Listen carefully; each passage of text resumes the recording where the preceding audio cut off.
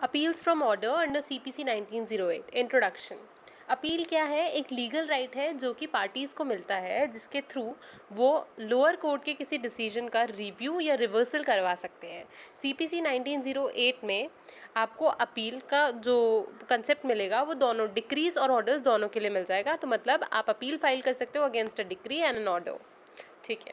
When appeals from decrees are governed, जो कि appeals from decrease है वो प्रोविजंस में दे रखी है सेक्शन 96 से 100 में, एंड अपील फ्रॉम ऑर्डर्स दिया हुआ है सेक्शन 104 एंड ऑर्डर 43 में। ठीक है।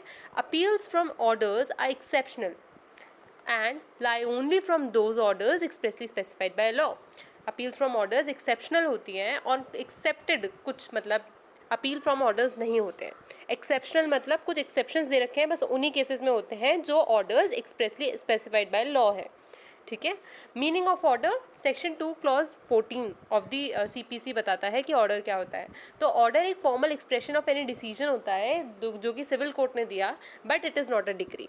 एक ऐसा डिसीजन का फॉर्मल एक्सप्रेशन जो कि डिक्री नहीं है और सिविल कोर्ट ने दिया है, वो ऑर्डर होता है। दस every decision that, her decision जो कि फाइनली डिटरमाइन नहीं करता पार्टीज के राइट्स लेकिन बट अफेक्ट्स द प्रोसीडिंग्स, वो ऑर्डर होता है। अब रेलेवेंट प्रोविजंस कौन से हैं for appeals from orders? Section 104 CPC का, जो कि बताता है orders from which an appeal lies. Then order 43 rule 1 of CPC list बताता है of appealable orders, and section 105 of CPC बताता है other orders and their effect on appeals. ठीक है। सेक्शन 104 बताता है appeal lies from the following orders under section 104 में 5 तरीके के ऑर्डर्स बताए हैं जिनके अंडर अपील लाई करती है। सेक्शन 35A में बताया है कंपनसेटरी कॉस्ट के ऊपर। Then order under section 91 and 92 institute of refusing leave to institute a suit. Then order from 95, वो क्या है? Compensation for obtaining arrest, attachment और injunction on sufficient grounds. Fourth, order imposing fine और directing arrest और detention in civil person. Then fifth and last is section 104 में जो बताया है order under rules from which an appeal is expressly allowed. ठीक है। अब ये 5 चीज़ें हम कैसे रखेंगे? 35A कंपनसेटरी कॉस्ट, 91 एंड 92 जो कि बात करता है रिफ्यूजिंग लीव टू इंस्टीट्यूट को सूट। देन 95 बात करता है compensation for obtaining arrest, attachment और injunction on insufficient grounds. Insufficient grounds के ऊपर जब आप अरेस्ट, अटैचमेंट या इंजंक्शन का ऑब्टेन करना चाहते हो, ठीक है, उसके लिए कंपनसेट। तो फोर्थ और फिफ्थ क्या बात कर रहा है? देखो हम नंबर याद कर लेते हैं अभी फिलहाल। 35A, 91, 92, 95 and then 2 other orders हैं, ऑर्डर इम्पोजिंग फाइन और डायरेक्टिंग अरेस्ट और detention in civil person, and fifth is order under rules from which an appeal is expressly allowed. ठीक है। अब हमने लिस्ट याद करनी पड़ेगी जो कि हमें ऑर्डर 43 रूल 1 में बता रखी है, जो कि अपीलेबल ऑर्डर्स हैं। ठीक है। This is the core provision for appeals from orders. Appeal from orders का ये कोर जो प्रोविज़न है वो यही है, क्योंकि यहाँ पे ही बता रखे हैं इंपॉर्टेंट अपीलेबल ऑर्डर्स। ठीक है। ऑर्डर 1, 6, 7, अब इनके अंदर रूल्स भी बता रखे हैं जो हमें याद करने पड़ेंगे, एंड नो एल्स ऑप्शन। ठीक है। तो हम एक बार फिर भी देखते हैं। Order 1, 6, 7, 8, 9, 12, 16, 21, 22, 39, 40 and 43। ठीक है। अब essentials of an appealable order, क्या एसेंशियल्स होने चाहिए एक अपीलेबल ऑर्डर के? या तो वो सेक्शन 104 में हो या फिर वो अपीलेबल ऑर्डर्स की जो लिस्ट है ऑर्डर 43 रूल 1 में उनमें फॉल करता हो, तभी वो अपीलेबल ऑर्डर हो सकता है। Second, must effect the rights और स्टेटस ऑफ पार्टी, राइट्स और स्टेटस ऑफ पार्टी को अफेक्ट करना चाहिए। Thirdly, must not B purely interlocutory order, मतलब सिंपल चीज़ है यार, अभी याद रख लो, इंटरलोकेटरी ऑर्डर नहीं होना चाहिए। ठीक है। प्योरली इंटरलोकेटरी नहीं होना चाहिए। ठीक है। Which is not final. ठीक है। देन सेक्शन 105 CPC क्या बताता है? Orders affecting decisions. This section provides that no appeal lies from an order except as provided under section 104 and 43 order. ठीक है। सिंपल चीज़ ये तो हम पढ़ते आए हैं। हाउएवर पार्टी में challenge such orders in an appeal from a decree if the order affected the decision of the case. Simple चीज़ है कि देखो, इसके अलावा भी अगर कभी पार्टी चैलेंज करना चाहे किसी ऑर्डर, मतलब किसी अपील करना चाहे फ्रॉम ऑर्डर, तो वहाँ पे वो अपील फ्रॉम अ डिक्री कर सकता है इफ़ वो ऑर्डर की वजह से डिसीजन ऑफ द केस को अफेक्ट हुआ है। ठीक है। एग्जाम्पल क्या है कि if a court wrongly refuses to allow an amendment in pleadings, तो वहाँ पे अगर वो नॉन अपीलेबल ऑर्डर है तो वहाँ पे रिफ्यूज़ल अफेक्ट कर रहा है अगर फाइनल डिग्री को, तो वहाँ पे the error can be challenge while appealing in degree. Simple चीज़ है कि अपील फ्रॉम एन ऑर्डर में अगर नहीं फॉल करते तो अपील फ्रॉम एन डिग्री में आप कर सकते हो उसे चैलेंज। ठीक है। Nature of appeal from orders, क्या नेचर होता है of appeal and from orders? तो not a matter of right unlike appeals from degree. ठीक है। देखो, appeal from orders are not same like appeal from decrees. ये मैटर ऑफ राइट की बात नहीं करते, इनका नैरो स्कोप होता है, यही इनका सेकंड पॉइंट है, नैरोअर इन स्कोप। ठीक है। ये इंटेंड ही इसलिए किए जाते हैं ओनली फॉर सीरियस एरर्स जो कि अफेक्ट करते हैं सब्सटैंशियल राइट्स को। ठीक है। तो सीरियस एरर्स थर्ड पॉइंट हो गया। And fourth and last is, इनका एम क्या होता है कि ये प्रिवेंट करें injustice caused by the crucial interim orders. Done. Then इसके लिए इंपॉर्टेंट केस लॉज देख लो। Important case laws are Deepchand versus land acquisition officer AIR 1994। इसमें क्या हुआ था? Only those orders listed in section 104 and order 43 are appealable. Simple चीज़, जो रूल है, जनरल रूल इसमें ले डाउन किया था। Shiv Shakti corporation housing society versus Swaraj developers 2003। इसमें क्या था? रीइटरेट किया गया था कि रेस्ट्रिक्टेड स्कोप ही है अपील फ्रॉम ऑर्डर्स का। Next is AV Papaiah Shastri versus government of AP Arunachal Pradesh 2007। इसमें क्या बोला गया था? Fraud vitiates all sections appealable even if not listed when fraud is evident. अगर बहुत ही ज़्यादा फ्रॉडुलेंट कोई एक्ट देखो फ्रॉड हुआ है तो इट विशिएट्स ऑल एक्शंस, उससे सारे आगे के एक्शंस खराब हो जाएंगे, तो वो अपीलेबल हो जाएगा इवन इफ नॉट लिस्टेड, अगर वो फ्रॉड इतना ही एविडेंट है तो। ठीक है। Now comparison from appeal from decrease and appeal from orders का डिफरेंस देख लेते हैं। देखो, अपील फ्रॉम डिक्री का ब्रॉडर एस्पेक्ट होता है, ब्रॉडर स्कोप होता है, और अपील फ्रॉम ऑर्डर्स का लिमिटेड होता है। ठीक है। अपील फ्रॉम डिक्री कौन से प्रोविजंस में दे रखे हैं? 96 से सेक्शन 96 से 100 CPC का, एंड 104 एंड ऑर्डर 43 की बात करता है अपील फ्रॉम ऑर्डर। ठीक है। अब यहाँ पे matter of right appeal from decree में होता है, yes usually, but appeal from order में नहीं होता, ओनली व्हेन एक्सप्रेसली अलाउड। जहाँ पे एक्सप्रेसली अलाउड होता है वहीं पे अपील फ्रॉम ऑर्डर होता है। ठीक है। टाइप्स ऑफ डिसीजंस, तो यहाँ पे फाइनल डिटर्मिनेशन होता है ऑफ राइट्स, वहाँ पे इंटरलोकेटरी और प्रोसीजरल होता है। ठीक है। बट प्योरली इंटरलोकेटरी नहीं होता। ठीक है। Next is number of appeals, तो इसके अंदर 2 होती हैं, फर्स्ट अपील सेकंड अपील, उसमें बस एक ही होती है, 1 ईयर ओनली। ठीक है। स्पेशल कंसीडरेशंस, तो यहाँ पे no second appeal lies from the order. ठीक है। अपील फ्रॉम ऑर्डर्स में सेकंड अपील नहीं हो सकती है एक्सेप्ट जहाँ पे स्पेसिफिकली परमिट किया गया है। ठीक है। सेकंड पॉइंट क्या बताता है? If not listed in order 43 और सेक्शन 104, तो वहाँ पे कोई अपील लाई नहीं करेगी। रेमेडीज, रिविजन और रिट अगर नहीं दे रखा है इन 2 जगहों पे सेक्शन 104 एंड ऑर्डर 43 में, तो रेमेडी मतलब अपील के अगेंस्ट आपको मतलब अपील लाइन नहीं करेगी, पर अगर आपको कोई रेमेडी चाहिए तो आप रिवीजन या रिट के थ्रू मांग सकते हो, सीख कर सकते हो। Appeal must be filed within 30 days. Limitation period है 30 डेज का from the date of order, जो कि लिमिटेशन एक्ट 1963 में बताया हुआ है। ठीक है। Now procedure of filing, procedure to file appeal from order. ठीक है। अब इसके अंदर हमें दे रखे हैं 6 पॉइंट्स। सबसे पहला, आप एक मेमोरेंडम जो होगा उसको ड्राफ्ट करोगे, तो मेमोरेंडम ऑफ अपील ड्राफ्ट करोगे। सेकंड पॉइंट, अटैच करोगे certified copy of order appealed from. ठीक है। जिस सर्टिफाइड कॉपी के थ्रू आप अपील कर रहे हो ना, अपील फ्रॉम ऑर्डर, तो वो चीज़ आप अटैच करोगे। देन थर्ड इज, आप मेंशन करोगे ग्राउंड्स फॉर अपील की क्यों आपको अपील फ्रॉम ऑर्डर करना पड़ रहा है। Fourth is, then legal grounds होते हैं इसमें, है ना। Then fourth is from file before appellate court having jurisdiction, then you will file that. After that serve notice to opposite party, आप अपोजिट पार्टी को सर्व करोगे कि आपने ऐसा अपील फ्रॉम ऑर्डर किया है। ठीक है। देन अपेलेट कोर्ट में, अब अपेलेट कोर्ट का क्या काम होगा? या तो वो डिसमिस कर देगा अपील को, या फिर अगर उसने एडमिट कर ली तो वो मॉडिफाई कर सकता है, सेट असाइड कर सकता है ऑर्डर को, या फिर remand the matter for fresh decision. ठीक है। Now next point is limitation period. Limitation period में एज पर आर्टिकल 116 ऑफ लिमिटेशन एक्ट 1963 ये है कि appeal from an order should be made within the 30 days from the date of order और date of knowledge, जो भी later है, whichever is later, date of order और date of knowledge. Constitutional remedies क्या है कि देखो, हमें पता है कि जहाँ पे अपील लाई नहीं करती है वहाँ पे आप रिट या फिर स्पेशल लीव पिटिशन के थ्रू आप सुप्रीम कोर्ट, मतलब आप हाई कोर्ट जा सकते हो आर्टिकल 227 के अंदर, या फिर सुप्रीम कोर्ट जा सकते हो आर्टिकल 136 के अंदर। ये दोनों ही थोड़ा रेयर केसेस में होता है। आर्टिकल 227 में तो क्या होता है, supervisory jurisdiction of high court आ जाता है, ठीक है, comes into play. And special leave petition SLP under article 136 of supreme court को क्या आप फाइल कर सकते हो, ठीक है, अपनी कंप्लेंट, ताकि टू सीक रेमेडी, बट ये इन रेयर केसेस ही होता है। लास्टली कंक्लूजन में बोला गया है, appeals from orders and CPC are restricted and exceptional remedy restricted होती है और एक्सेप्शनल रेमेडी होती है, कुछ लिस्टेड है सेक्शन 104 एंड ऑर्डर 43 में, वही बस वहीं पे आपको मिलेगा, अदरवाइज नहीं मिलेगा। अदरवाइज आपको अपील फ्रॉम डिक्री करना पड़ेगा, और आप रेमेडीज फिर भी सीख करना चाहते हो तो रिट में सीख कर सकते हो, या फिर आप सुप्रीम कोर्ट के पास जा सकते हो अंडर आर्टिकल 136, ठीक है। ये क्या होता है, they play a significant role in upholding the fair trial standards and procedural correctness even before the final decree is passed. However they can not be used to delay proceedings and must be exercised judiciously and only when permitted by law, ठीक है।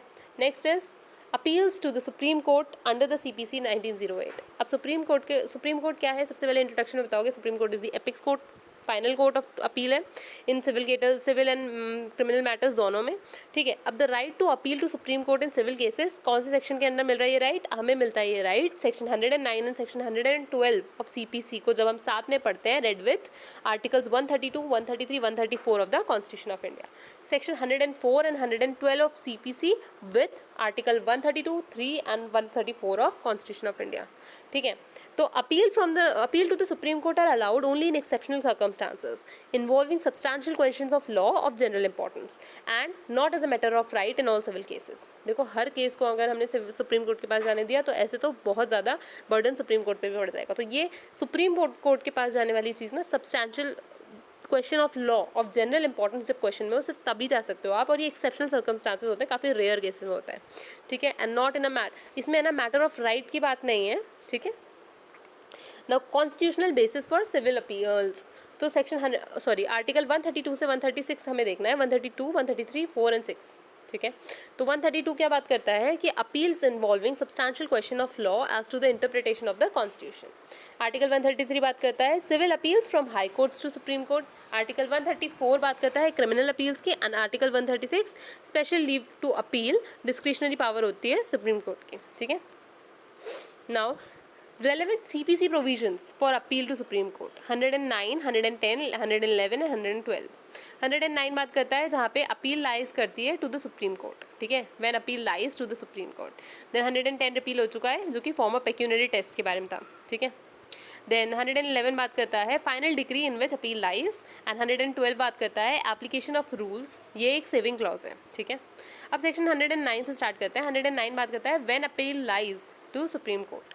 तो according to section 109 एक appeal तब लाई करती है supreme court के पास from a judgment, decree और final order in a civil proceeding of a high court if the high court certifies that. देखो अगर हाई कोर्ट में प्रोसीडिंग चल रही है, ठीक है, और वहाँ से जजमेंट, डिक्री या ऑर्डर को हमें सुप्रीम कोर्ट लेके जाना है, एक अपील अगर तभी लाई करेगी सेक्शन 109 के अंडर तब जब हाई कोर्ट सर्टिफाई करता है, ठीक है, उस प्रोसीडिंग के दौरान। दो चीज़ें, पहला कि जो केस है वो इन्वॉल्व करता है substantial question of general importance, and दूसरा high court believes, high court का ओपिनियन है कि जो क्वेश्चन है it should be addressed and it should be decided by the high supreme court, ठीक है। Thus it is not automatic, मतलब ये जो हाई कोर्ट से सुप्रीम कोर्ट के पास अपील चली जाएगी ये ऑटोमेटिक नहीं होता। यहाँ पे एक सर्टिफिकेट जो होगा वो मिलेगा of fitness must be granted by the high court. ये सर्टिफिकेट आपको ऑटोमेटिकली नहीं मिलेगा, आपको मतलब ये पूरा प्रोसीजर ऑटोमेटिक नहीं है, ये या तो हाई कोर्ट सुओ मोटो करेगा या पार्टी सीक करेगी वो सर्टिफिकेट के लिए, ठीक है। तो a certificate of fitness must be granted by the high court, तभी वो सुप्रीम कोर्ट के पास अपील लाई करेगी, ठीक है, सेक्शन 109 के under. Nature of appeal under section 109 क्या है? It is a certificated appeal. हमने देखा कि सर्टिफिकेट मिलेगा, सर्टिफिकेट ऑफ फिटनेस, तभी हाई कोर्ट से सुप्रीम कोर्ट जाएंगे, तो ये सर्टिफिकेटेड अपील है requiring leave from the high court. Second is the appellant must show that the case involves. Appellant को ये शो करना पड़ेगा कि ये तीन चीज़ें जो केस है वो इन्वॉल्व करता है। पहला एक सब्सटेंशियल क्वेश्चन ऑफ लॉ, दूसरा वो सब्सटेंशियल क्वेश्चन ऑफ लॉ जो है वो जनरल इंपॉर्टेंस का है. एंड तीसरा, that the needs of the that it needs the decision by the supreme court, कि वो डिसीजन भी सुप्रीम कोर्ट ही देना चाहिए. It needs that. ठीक है. तो without the certification the appeal will not be entertain bye the supreme court under section 109. ठीक है. हमने पहला पॉइंट क्या पढ़ा, सर्टिफिकेटेड अपील होती है और अपेलेंट को ये दिखाना पड़ेगा कि सब्सटेंशियल क्वेश्चन ऑफ लॉ है इसके अंदर, वो जनरल इंपॉर्टेंस का क्वेश्चन है एंड उसका आंसर, उसका decision should be made, needs to be made by the supreme court. ठीक है. तभी जाएगी सेक्शन 109 के अंडर सुप्रीम कोर्ट में कोई अपील, अदरवाइज नहीं. ठीक है. Meaning of substantial question of law of general importance. ठीक है.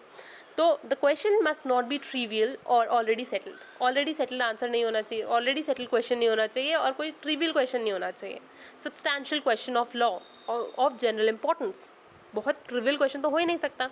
Second, it should affect the public at large और involve interpretation of statutes applicable in multiple cases. Simple चीज़ है कि यहाँ पे हमने लास्ट में क्या पढ़ा, substantial question of law of general importance. तो जनरल इंपॉर्टेंस मतलब पब्लिक एट लार्ज और it involves interpretation of statutes applicable, जो कि एप्लीकेबल होते हैं मल्टीपल केसेस पे. तो पब्लिक एट लार्ज या मल्टीपल केसेस को अफेक्ट करने वाला इंटरप्रिटेशन ऑफ स्टैट्यूट, इनको अगर अफेक्ट कर रहा है तो वो एक सब्सटेंशियल क्वेश्चन ऑफ लॉ हुआ of general importance. Then next is, if it must require authoritative pronouncement by the apex court. ठीक है. It must require authoritative pronouncement by the apex court. यहाँ पे ये चाहिए होना चाहिए कि जो एपिक्स कोर्ट है वो ही अपना अथॉरिटेटिव जजमेंट या प्रोनाउंसमेंट दे. ठीक है. तो तीन चीज़ें क्या देखिए, ट्रिवियल मैटर नहीं होना चाहिए, ऑलरेडी सेटल मैटर नहीं होना चाहिए, पहला point. Next is public at large को अफेक्ट करना चाहिए या फिर ऐसा कोई इंटरप्रिटेशन ऑफ स्टैट्यूट्स को अफेक्ट करे जो कि एप्लीकेबल है in multiple cases. And third and last is कि उसको रिक्वायर्ड होना चाहिए कि अथॉरिटेटिव प्रोनाउंसमेंट मिले by the apex court. Now judicial interpretation देखते हैं इसका. Chunnilal Mehta versus Chunnilal Mehta and sons limited versus century spinning and manufacturing company limited, AIR 1962 का केस है. सुप्रीम कोर्ट ने इसमें ले डाउन किया कि एक question of law is substantial when it is of general importance, general public importance and affects the right of large sections of people. एक जो substantial question होता है, एक question of substantial question of law is substantial तब हो जाता है जब वो पब्लिक को, जनरल पब्लिक की इंपॉर्टेंस को अफेक्ट करता हो. ठीक है. जो कि large sections of the people को अफेक्ट कर रहा हो, उनके राइट्स को अफेक्ट कर रहा हो.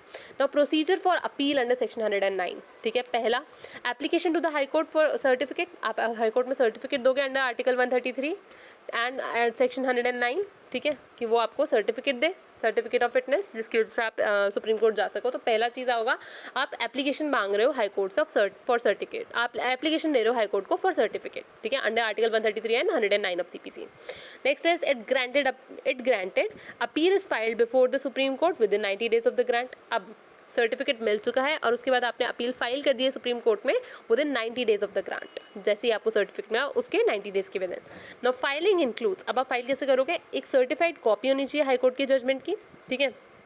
Then grounds of appeal, grounds of appeal लिखोगे आप जो कि लीगल ग्राउंड्स होंगे. Next is court fee pay करोगे एंड वकालतनामा आप उसमें इन फाइल में इंक्लूड करोगे.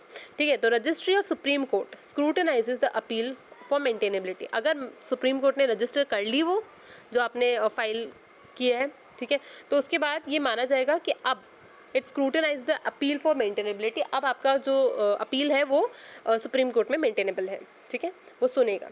Appeal without certificate under article 136 SLP. यहाँ पे आप क्या कर रहे हो, ये आपके पास एक राइट होता है जो कि आप यूज़ कर सकते हो. ठीक है. रेमेडी सीख करने के लिए. Although not under CPC, many civil appeals are filed through SLP, special leave petition के थ्रू. ठीक है. CPC के अंडर नहीं आता, बट अंडर आर्टिकल 136 जाती हैं ये सुप्रीम कोर्ट के पास.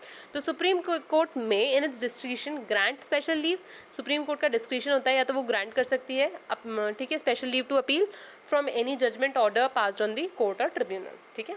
वो ग्रांट कर सकती है. नहीं, डिस्क्रिशनरी पावर है, करे तो करे, नहीं करे तो नहीं करे. ठीक है. Obviously it is based on the status of your case. ठीक है. Next is this power is extraordinary, discretionary and not bound by section 109. जो आर्टिकल 136 की पावर है ना स्पेशल लीव पिटिशन की, वो आपके पास रेमेडी सीख करने के लिए एक डिस्क्रिशनरी एक डिफरेंट पावर है, जो कि आप क्या कर सकते हो, डायरेक्ट सुप्रीम कोर्ट जा सकते हो और सुप्रीम कोर्ट को अपनी फाइलिंग मतलब अपील फाइल कर सकते हो। अब सुप्रीम कोर्ट के डिस्क्रिशन पे है कि क्या वो आपको स्पेशल लीव ग्रांट करेगा फॉर द अपील, ठीक है, जो भी ऑर्डर, जजमेंट या फिर डिक्री के ऊपर आपने भेजा है फ्रॉम अ कोर्ट और ट्रिब्यूनल, ठीक है, या फिर नहीं भी कर सकता। तो this power is extraordinary and ये डिस्क्रिशनरी पावर है, ठीक है। सेक्शन 109 अंडर ऑफ सीपीसी के अंडर बाउंड नहीं है ये। Next is section 112 of CPC saving clause है। This section clarifies that nothing in CPC shall affect the supreme court's jurisdiction under the constitution. 112 simply ये बताता है कि नथिंग इन सीपीसी, कुछ भी नहीं है ऐसा सीपीसी में जो कि सुप्रीम कोर्ट की jurisdiction under the constitution of जो मिली हुई है उसको अफेक्ट करे, ठीक है। Second, limit the supreme court rule and procedures. आप सीपीसी के द्वारा सुप्रीम कोर्ट के रूल्स एंड प्रोसीजर्स को लिमिट नहीं कर सकते, 112 यही बोल रहा है। थर्ड इज मतलब 112 एक तरीके से सुप्रीम कोर्ट का है ना पावर बता रहा है कि सीपीसी के अंदर जो भी दिया हुआ है, फर्स्ट पॉइंट, उसे जुरिस्डिक्शन ऑफ जो कि कॉन्स्टिट्यूशन ने दिया सुप्रीम कोर्ट को, वो अफेक्ट नहीं होगा। सेकेंडली, उससे है ना सुप्रीम कोर्ट के रूल्स एंड प्रोसीजर्स अफेक्ट नहीं होंगे, वो लिमिट नहीं करता ये CPC. And third is apply to proceedings in supreme court unless specified, ठीक है। इसमें क्या बोला गया है, लास्ट पॉइंट यही बोलता है कि सीपीसी का कुछ भी अप्लाई नहीं होगा to proceedings in supreme court जब तक स्पेसिफाई नहीं किया, अनलेस स्पेसिफाइड, ठीक है। Nothing in CPC applies to the proceeding. Thus, Supreme Court is not bound by its technicalities of CPC in appeals. ठीक है, सुप्रीम कोर्ट बाउंड नहीं है कि उसे CPC के इर्द गिर्द या उसके अंडर ही काम करना है, ठीक है। Next is types of cases where appeal to SC is allowed.